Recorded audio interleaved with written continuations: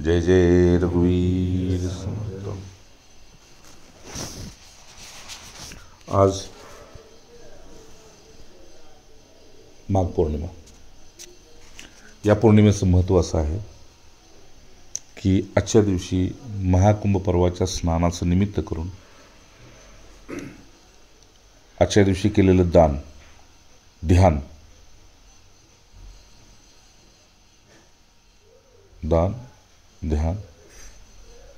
जप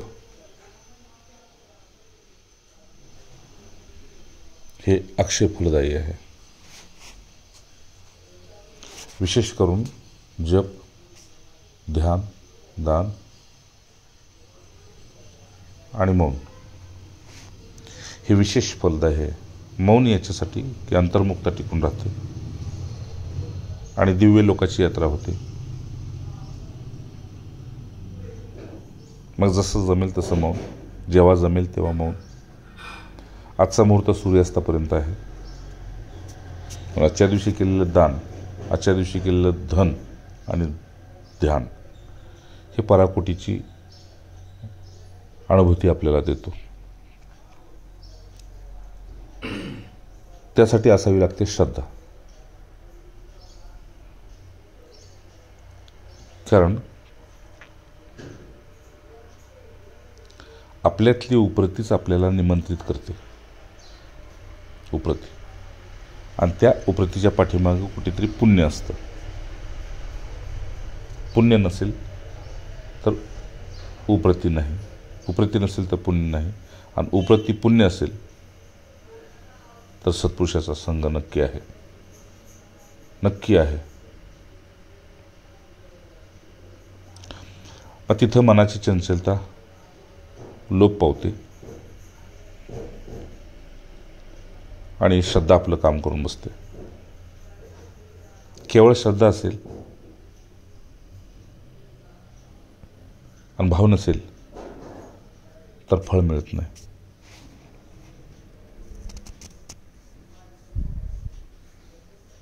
तुमच्या खिशात ATM आहे, बँकेत पैसा नाही। श्रद्धा ATM आहे, श्रद्धा ATM आहे बस। पण बॅलन्स बी पाहिजे तर काढता येईल।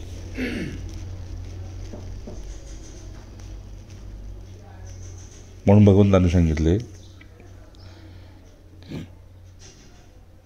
की आत्मसुखापासून जे लोक दूर आहेत ते बहिरंगी झाले। बहिरंगी होण्याचं कारण ते अहंकाराची सीमा कधीच ओलांडू शकले नाहीत। एक सीमा आहे ना अहंकाराला, ती ते ओलांडू शकले नाहीत। त्यामुळे असत्याचा अभाव त्यांच्यापाशी कधी नव्हता। सत्याचा अभाव होता, असत्याचा कधी अभाव नव्हता। अखंड असत्यच आहे त्यांच्याजवळ। बोलायला, पाहायला, दाखवायला, भोगायला हे सगळं असत्यच आहे त्यांच्याजवळ।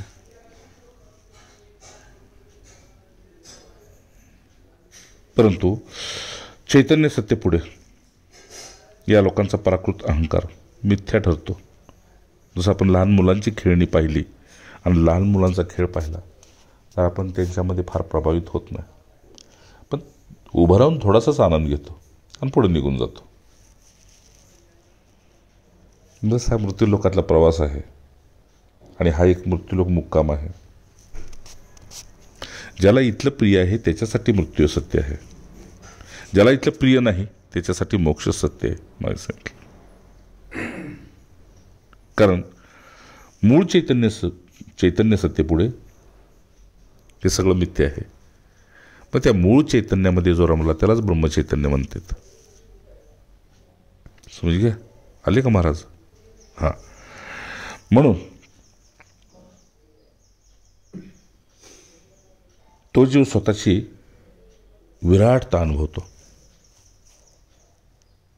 जो मूळ चैतन्याशी एकाकार होतो का नाही ब्रह्मस्वरूपानं, तो मी किती विशाल आहे, किती विराट आहे, किती विभू आहे,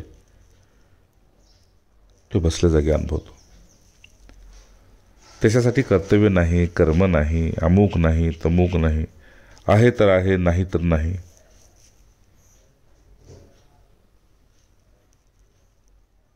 जसं देहातून प्राण गेले त्या व्यक्तीचा काही आग्रह असतो का? सकाळी जाळा, संध्याकाळी जाळा, कशात जाळा, कुणी जाळा, काही आग्रह नाही. बस स्वानंद, व्यवहारी मन सुद्धा कधी असंगता धारण करत नाही. व्यवहारी मन कधी असंगता धारण करत नाही. पण प्राण गेला की तो कधी संग कोणाचा करत नाही. त्याप्रमाणे ज्याचे प्राण आपल्या इष्टदेवतेमध्ये गेले तो इष्टदेवते समानच असतो. नजरेनं इष्टदेवतेला पाहतोय, श्वासानं त्यांचं स्मरण चाललं आहे. मग जे गुण आपल्या इष्टदेवतेत असतात तेच त्या भक्तामध्ये उतरतात.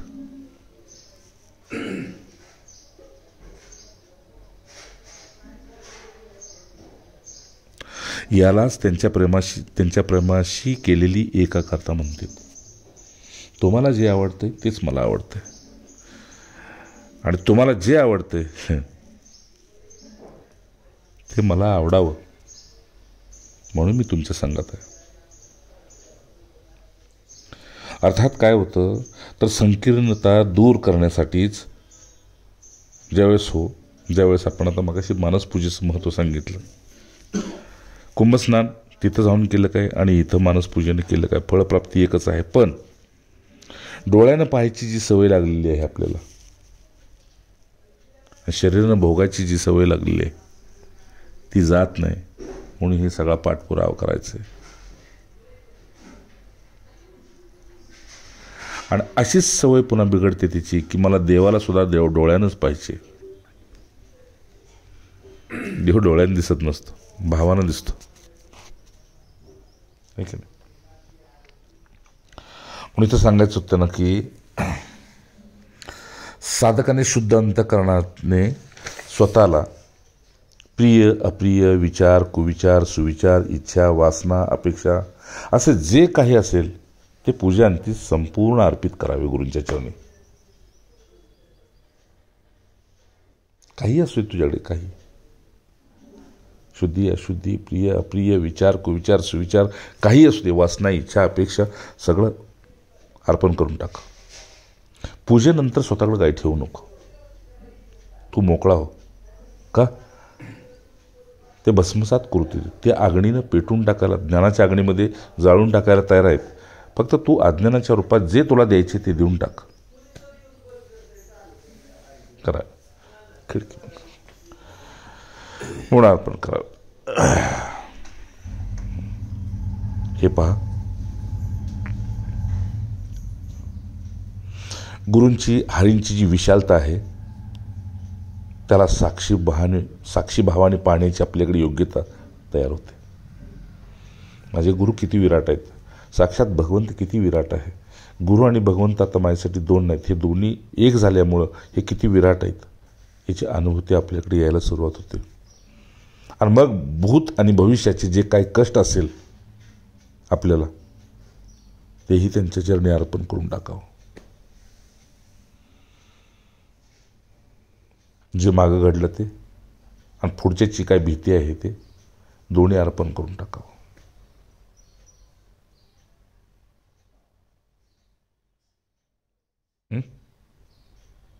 पुढं आहे का? हे जे काय आपण अर्पण करतोय ती पूजा साक्षात ते माझे स्वीकारतेत या भावानं तुम्ही भरून राहावं. तुम्ही देताय तर ते घेतेत हे तुम्ही साक्षात तुमच्या भावानं अनुभव करा. जसं मी पूजा करतोय पण मला आतून असं वाटलं की म्हटलं हे आरतीला आले तर बरं होईल. 5 मिनिटात तुम्ही इथे हजर राहिलाय. मग तुम्हाला कोणी निघायची प्रेरणा केली आणि मला तुमच्या स्मरणात माझ्या स्मरणात येऊन तुम्हाला इथं ओढायची कुणी प्रेरणा केली? ते तत्व एकच आहे.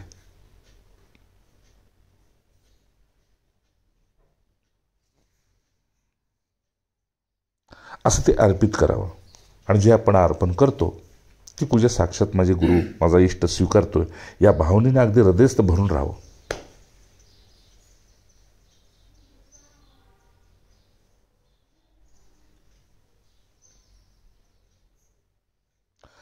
परवा कार्यक्रमात जी नाथांची जी अवस्था मी सांगायला लागलो होतो तुम्हाला, त्यावेळेस मी स्वतःला आवर घातला होता. का तर एकांतामध्ये ते नाथ भागवत माझ्या डोळ्याखालून गेलं, हृदयावरून गेलं, आणि नाथांच्या त्या सगळ्या पवित्र भूमीत मी राहून आलो. मग जिथं जातो का नाही तिथं ते कसे राहत असतील, कसे खात असतील, कसे बोलत असतील, कसे उठत बसत असतील, हीच भावना करत असतो. तिथं मी गडावर गेलो, समर्थ कसे राहिले असतील. चंद्रशेखरन सरस्वती नावाचे एक महापुरुष होऊन गेले, नटराज मंदिराची ज्यांनी स्थापना केली. त्यांना मी डोळ्यानं पाहिले लहानपणी. इथं कमंडलून 4 कमंडलू अंगाव घेतले आणि त्यांना मंदिरातल्या महाराजांनी केशर टाकलेलं, स्वच्छ गुलाबजल टाकलेलं पाणी तिथं ठेवलं होतं. गुलाबांच्या पाकळ्या टाकलेलं पाणी ठेवलं होतं स्नानासाठी संध्याकाळच्या. नाही, मंदिरात नाही राहिले. मंदिराच्या बाजूला त्यावेळी हे सगळं, ही दुकानं वगैरे काही नव्हती, फक्त मंदिर होतं, फक्त मंदिर, आणि ते जुनं मंदिर होतं. मग मंदिराच्या डाव्या बाजूला एक जन्नईचं देऊळ होतं, जी सती गेली होती त्या काळात. त्यांनी त्या मंदिराकडे, त्या सतीच्या मंदिराकडे पाहिलं आणि त्याच्या शेजारी मातीचा ढिगारा होता आणि करंजाची झाडं होती, चिंचेची झाडं होती. तिथली जागा साफ करायला लावली आणि 4 ताट्या बांधल्या आणि तिथं राहिले 1 रात्रीपुरते. पहाटे उठले, त्याच कमंडलूनं नदीत उकरलेलं पाण्यानं स्नान केलं आणि प्रस्थान केलं. कुठे? पूर्वेकडं. चंद्रशेखरन सरस्वती काय दिव्य आत्मे होते हो. आंघोळ झाली की अंगावरचं ओलं वस्त्र होतं ते काढलं, कौपीन काढली आणि कमंडलू 4 कमंडलू त्या धोत्रावर ओतले आणि त्याचा पिळा मारला, खांद्यावर टाकला आणि चालली वाटेला.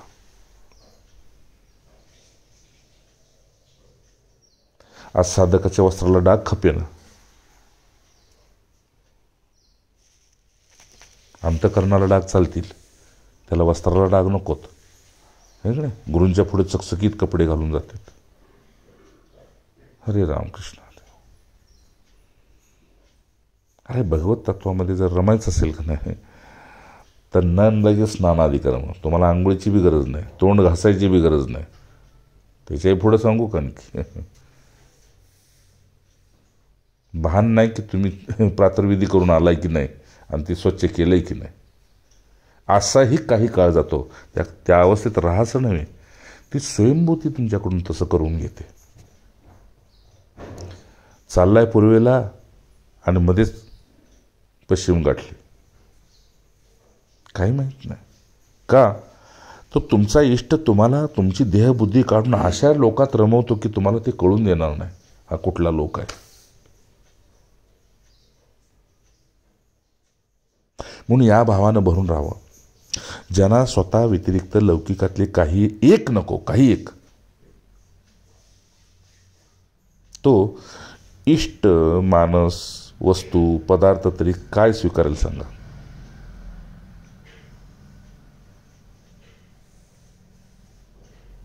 म्हणजे एका समाधीशिवाय, आनंदाशिवाय, समाधानाशिवाय ज्याला काही एक नको, अशा स्थितीमध्ये बसलेला तुमचा ब्रह्मस्वरूपाचा इष्ट तुम्ही जे देताय तो तुमचा फक्त भाव स्वीकारतो. भाव स्वीकारतो तर मानसपूजेतलं वस्तू स्वीकारून तरी तो काय करेल? तो बी एक भावच आहे. आपण वाहतोय, तो घेतोय, एवढंच एक क्रिया दिसते आतल्या आत.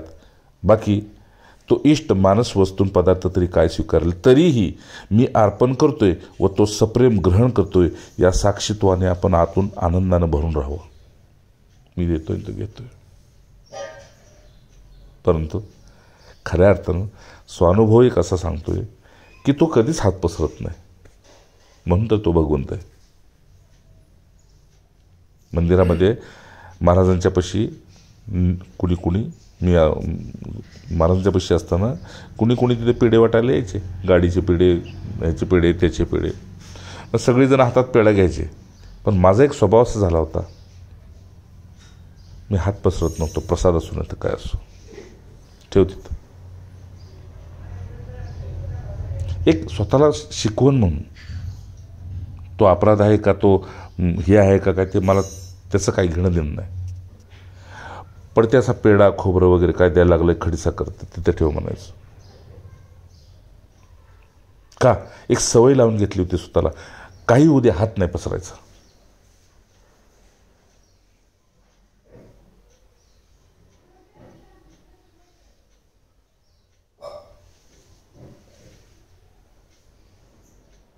का? जो दाता आहे ना त्याला सर्व माहीत आहे. जो देतोय तुला कधी कुठे काय द्यायचं हे माहीत आहे. डायोजनीस नावाचे एक संत होऊन गेलेत, डायोजनीस उन्हाला बसले होते, त्यांनी पाय पसरले होते. हां, आणि काशी नरेश त्यांच्यापाशी त्यांच्या मित्राला घेऊन चालला होता. तर ते म्हटले, एक महान संतांची मला गाठ घालून देशील का? म्हटली, काय बसले ते? हे पाय पसरून बसले, त्यांनी पाय आकडले नाहीत.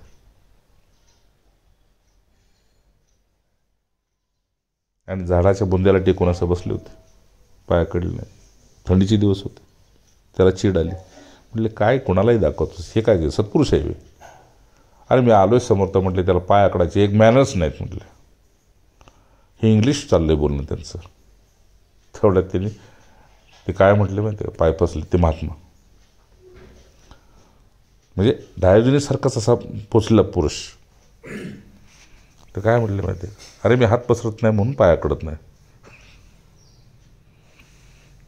ठीक आहे, पण तुला काय पाहिजे असेल तर बोल. अशी दर्शनं करून काय कर तुला मिळणार आहे? ज्याचं दर्शन करायचे त्याचं दर्शन होत नाही, आणि नको त्याचं तू दर्शन करतोयस. त्याने आपली योग्यता दाखवली त्यानं. म्हणजे त्याचा पूर्वार्ध सांगितला आणि उत्तरार्ध सांगितला एका सेकंदात. काय नाही, त्याची कुकर्म सांगितली एका सेकंदात. आणि पुन्हा त्याला म्हटले, हे बी ज्ञान समजू नको. ठीक आहे, ही एक सिद्धी आहे, त्याला ज्ञान समजू नको. ज्ञान एक असं आहे की म्हटले डोळे उघडून द्यायचं नाही, उघडे डोळे असतील तर बंद करू द्यायचं नाही. अशी ती ब्रह्मचैतन्य स्थिती असते. आणि त्या स्थितीमध्ये प्रत्येकाने शिष्याने महाराजांच्यापाशी यायचं, महाराज मला असं ठेवा की, मला असं ठेवा की, मला असं ठेवा की, मला असं होऊ देत की. महाराज म्हटले, ठीक आहे, करू आपण प्रयोग, राहावा 4 दिवस. आणि प्रत्येकजण 4 दिवसाच्या आनंदासाठी तिथं राहायचे. पण अगोदर महाराज त्यांची योग्यता बघायची. योग्यता असेल तर तुला पुढे देतो. म्हणून परवा आपण झालं का नाही, तुम्ही साधन का करायचं तर आपली लायकी दाखवते. आपण प्रपंचाच्या का परमार्थाच्या आहे की नाही?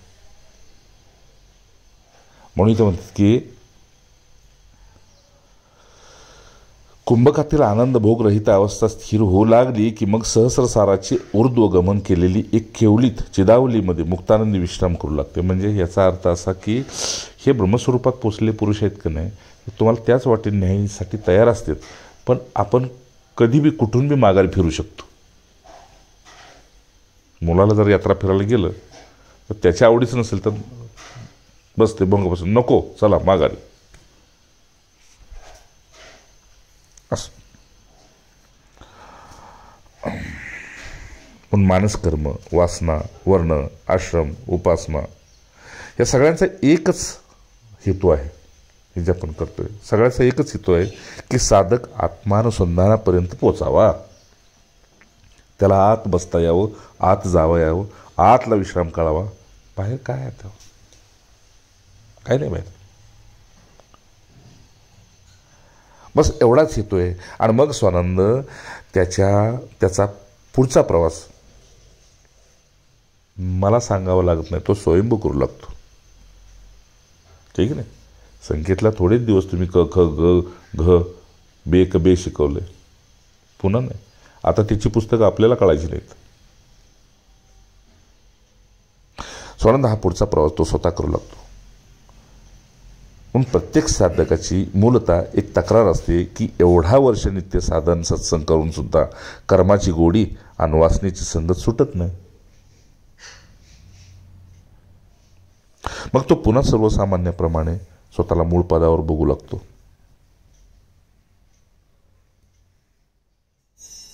त्यासाठी बस वैराग्याचा दिवा तेवत ठेवावा लागतो. म्हणून सत्पुरुषापाशी जाऊन वैराग्यच अंगीकार करायचा असतो. किंवा वैराग्य येत नसेल तर सत्पुरुषापाशी वारंवार जायचं असतं. येत नसेल तरीसुद्धा, टिकत नसेल तरीसुद्धा, आणि टिकत असेल तरीसुद्धा. कारण वैराग्य टिकू लागलं की विवेकाची जागृती होते. विवेकाची जागृती झाली की तुमच्यातलं चैतन्य तुम्हाला स्पष्ट दर्शनाला येऊ लागतं आणि ते चैतन्य तुम्हाला दाखवतं की तुम्ही ब्रह्मस्वरूप कसे आहात. साधं सोपं सरळ गणित, बस, काहीच नाही. म्हणून ज्याला थोडीफार गोडी, भाग्य, पुण्य आहे ते मग परमार्थात कधी तक्रार करीत नाहीत की काय करू, हे सगळं ठीक आहे पण एकांत मिळत नाही.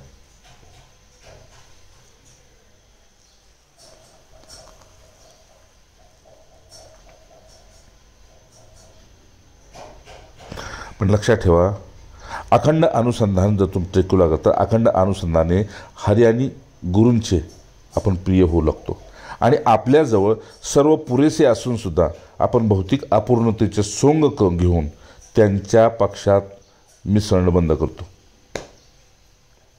संसारांच्या. म्हणजे आपल्याशी पुरेसा असो नसो पण आपण संसारांचा विचार करणं बंद करून टाकतो. संसारांचा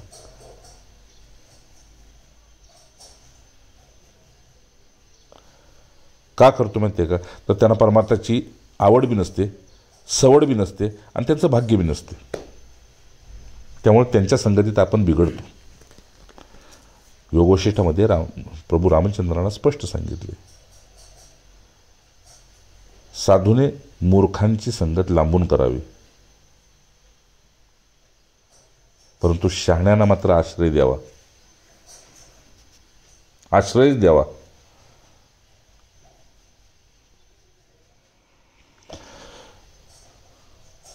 तर स्वानंद, दुःखी अंतःकरणाने एकांतात तुम्ही जर खंत कराल ना, दुःखी अंतःकरणाने एकांतात तुम्ही जर खंत कराल की काय करू, अजून काय करू, तर नक्की लक्षात ठेवा, हे कुठून तरी तुम्हाला सुद्धा ते सद्गुरू पाहतात आणि मग असं समजायचं की भाग्योदय, तुमचा भाग्योदय पाहण्यासाठी ते आतुर आहेत की तुला आता खंत तरी होते ना, हृदय दिलगिरीनं भरतंय ना, बस मग पुढे काय करायचं करतो. म्हणून तुला सांगतो स्वानंद की ज्यांना थोडीफार गोडी, भाग्य, पुण्य आहे ते तक्रार करीत नाहीत आणि एकांत मिळत नाहीत, म्हणून तर कधी लोकांत सोडत नाहीत. पण एकदा लोकांत सुटू लागला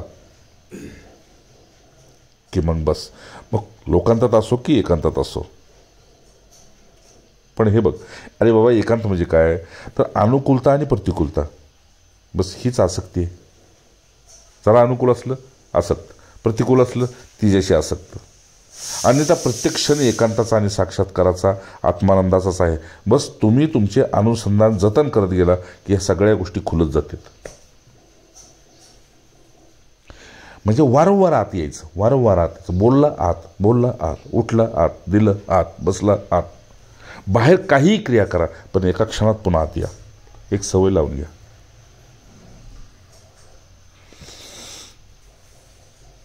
हो, संपलं, बस.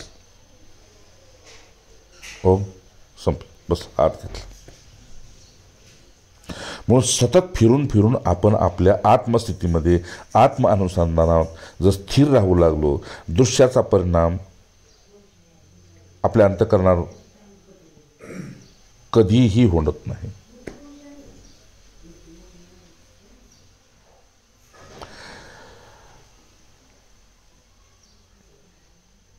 आणि जर दृश्याचा परिणाम आपल्या अंतःकरणावर होत असेल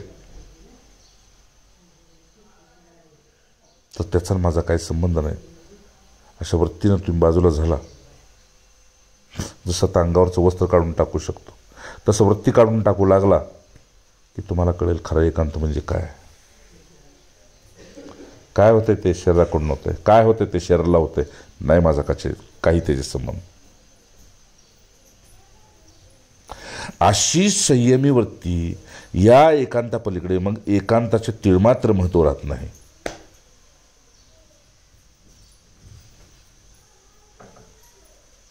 तो वैऱ्याबरोबर बी समाधानी आहे आणि मित्राबरोबर बी समाधानी आहे.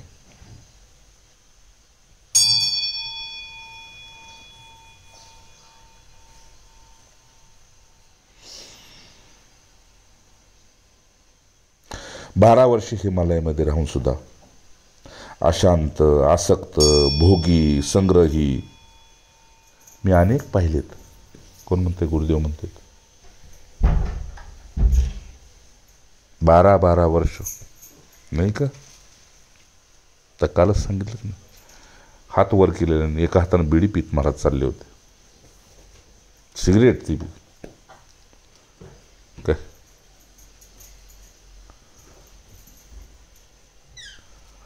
एवढंच काय, दुसरा एक कोणी होते ते एका पायावर उभे होते.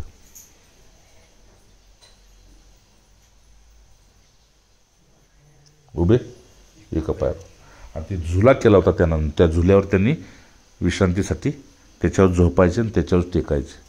पाळणा केला होता, म्हणजे छातीच्या लेवलला, कमरेच्या लेवलला तो खालीवर करायचा आणि त्याच्यावर एका पायावर उभे, एक पाय वर, पण दुसऱ्या हातामध्ये दोन्ही हातामध्ये मोबाईल चालला होता आणि बघत चालले होते, बोलणंही चाललं होतं. हातात माळ नव्हती, मोबाईल होता लाखो रुपयाचा. सोन्याच्या माळा लटकत होत्या रुद्राक्षाच्या. ह्यांना पाहिल्यानंतर काय वाटतं की आपण खूप भाग्याचे आहे. ज्या गुरुनी वैराग्य जागा केलं आणि ज्या गुरुनी विवेक जागा केला तो साधक खूप भाग्याचा आहे. म्हणून बापू म्हणतात, आसक्त, भोगी, संग्रही, अशांत भरपूर मी पाहिले हिमालयात. 12, 20, 40 वर्ष यांनी आपलं संपूर्ण रगडून आलेत, पण तरीसुद्धा नाही. म्हणून कृपापात्र गृहस्थ असून संन्यस्ताप्रमाणे पवित्रसुद्धा असेही बघितलेत. ज्याच्यावर कृपा झाली ज्या ग्रस्तावर, तो संन्याशापेक्षा उच्च अवस्थेत राहतोय, असे सुद्धा मी पाहतोय. म्हणून बाबा, एकांत म्हणजे काय? केवळ स्थान, वातावरण, देश, प्रदेश याच्यातलं परिवर्तन म्हणजे एकांत नव्हे. बस. मानसिकदृष्ट्या परमार्थाच्या नावाखाली फसवणूक करून घेणारे भरपूर झाले आणि प्राप्तिशून्य राहिले.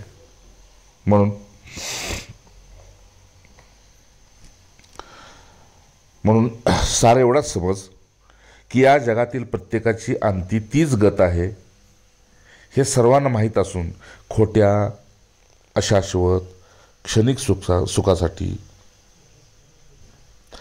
सुखासाठी काय 12 बाजारी भानगडी करतात आणि ज्ञान, भक्ती, वैराग्याची मात्र का सोडून देतात. जे या वाटेवर आले तेही वाट सोडून देतात.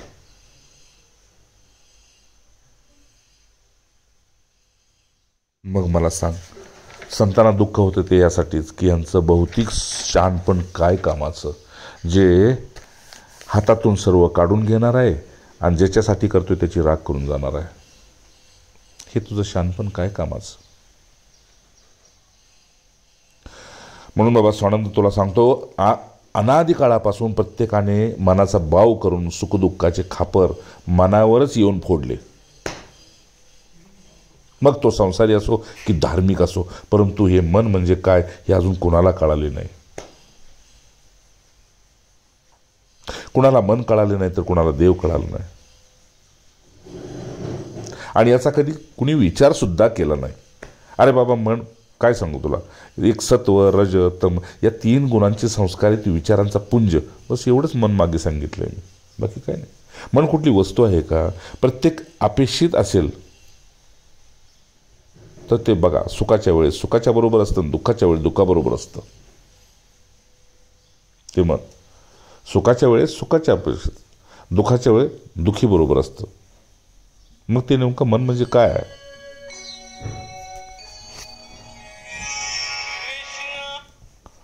ते मन म्हणजे काय? हे बघ, जसं आकाशात ग्रह, नक्षत्र, ढग, पक्षी, उंच इमारती, धूळ, प्रकाश सगळे आकाशातच खेळते ना. पण ते सर्व आकाशात असून सुद्धा आकाश त्या सर्वापासून अलिप्त आहे का? नाही, असंग आहे ना, आहे. मग तसेच मन सुद्धा त्या मनाचा आत्मस्थ संबंध ज्याने ओळखला त्यालाच त्याचे रहस्य कळते. जसं मन तुमच्यापासून वेगळं आहे तसं मूळतः तुम्ही सुद्धा मनापासून वेगळेच आहातच. त्याला वेगळं करायचं नाही, स्वतःला वेगळं व्हायचं नाही. बस हे कळण्यासाठी तुम्हाला पुन्हा एकदा सांगतो की तुम्ही तुमच्याशी एकाकार व्हा आणि त्याच्यासाठी अनुसंधानाचा अभ्यास करा. का? अन्यथा या जगाला सत्य मानणारे मनाचं मनावर घेतात, मनाचंच मनावर घेतात आणि पुढे कुणाचंही मनावर घेतात. हा खेळ तरी पहा. बस एक ब्रह्मविद्येच आहे की ज्याने त्यांच्या मनाला उन्मनी दिलेली आहे, सोडचिठ्ठी दिलेली आहे. हाँ चल निकलो, हो गया तेरा काम, हाँ निकल जाओ.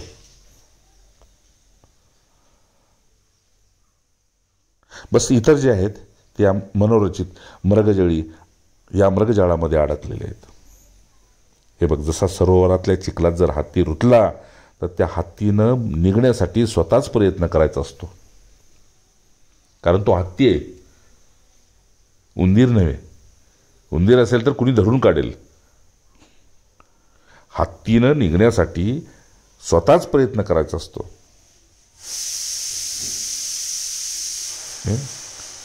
किंवा लहान मुलं स्वतःच्या सावलीलाच पिशाच्य म्हणून भीतेत, तर त्याला प्रकाशातच न्यायचं असतं.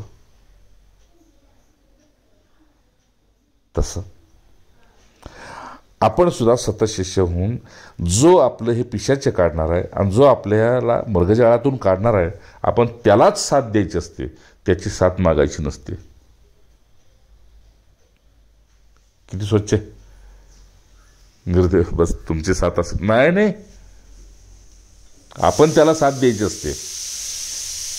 आपण उलट करतोय नाही.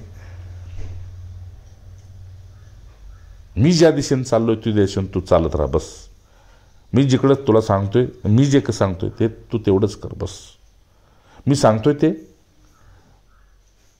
कर आणि मला आवडत नाही ते करू नको, एवढीच साथ दे. नाही तर मला आवडते तेवढंच कर.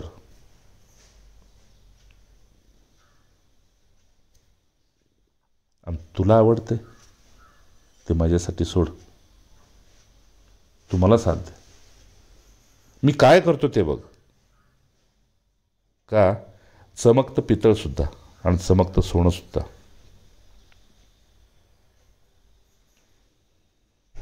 पण किंमत त्याची बाजारात कळते.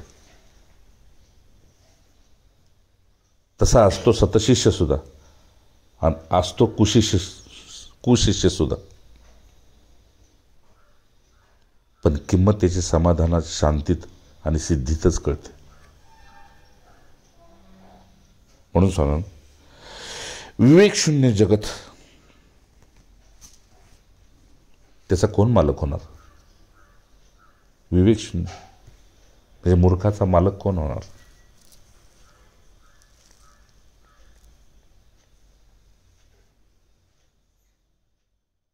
बस एक युक्ती तुला सांगतो तेवढी कर. ऐका, शेवट करतो. एक युक्ती सांगतो तुला तेवढी कर. अंतर्मुक्ता धारण करण्यासाठी तू बसल्या जागी चालता फिरता उठता बसता संकल्पना शांत करत राहा. जे संकल्प उठतात ना त्यांना शांत करत जा. परवा तिकडे जायचं, हां ठीक आहे बघूया. उद्या ते हे करायचं, हां ठीक आहे बघूया. संध्याकाळी ते करायचं, हां बघूया. आता त्यानं बोलवलं, हां ठीक आहे बघू. जो संकल्पाला शांत करत जातो त्याचा त्रिबंध आपोआप लागतो. नीट लक्षात ठेवा. जो संकल्पाला शांत करतो, शांत हो श्री गुरुदत्ता मम चित्ता शमवी आता. तुम्ही संकल्पाला शांत करा. शुभ उठू देत, अशुभ उठू देत, कामनेचे उठू देत, लोभाचे उठू देत, क्रोधाचे उठू देत, शांत कर. संकल्पाला शांत करू गेलास की कल्पनेपासून तो आपोआप बाजूला होशील. आणि जे बीजमंत्र तुला मी दिले होते ते तुझ्यात कार्यान्वित दिसतील. म्हणजे एकदा बटन दाबलं की गाडी सुरू झाली, त्याप्रमाणे सोहम आपोआप चालू झाला. त्यानंतर तुझ्यापाशी तुझं काही करणं उरत नाही, पुढचं काम माझं.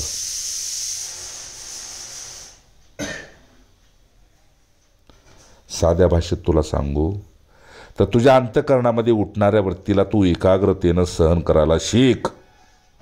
आपल्याकडे काही करू नकोस. त्याचे तुरंत रूपांतर होऊ देऊ नकोस.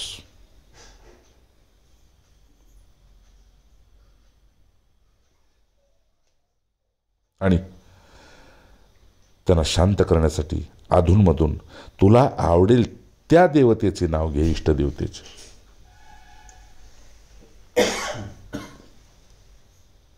तुला आवडेल ते. किंवा एकाच, जसं भगवान श्रीकृष्णांची हजारो नावं आहेत, शिवजींची हजारो नावं आहेत. तुला आवडेल त्या भगवान नावाचा तो आश्रय घे. आणि मग तुला कळेल याच्या परिणामाचा विचार तुला करण्याची गरज नाही. हळूहळू तू आत्मस्थितीमध्ये सहज प्रवेश करून आत्मसुखी झालेला तुझा तूच पाहशील. जय जय. हा, तुझा तूच पाहशील.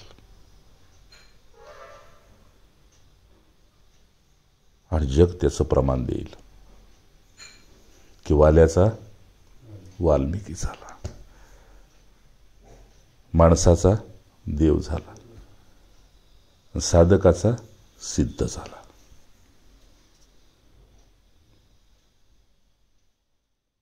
किंवा तुकोबांच्या भाषेत सफल झाला, मृत्यूलोकीचा व्यापार सफल झाला.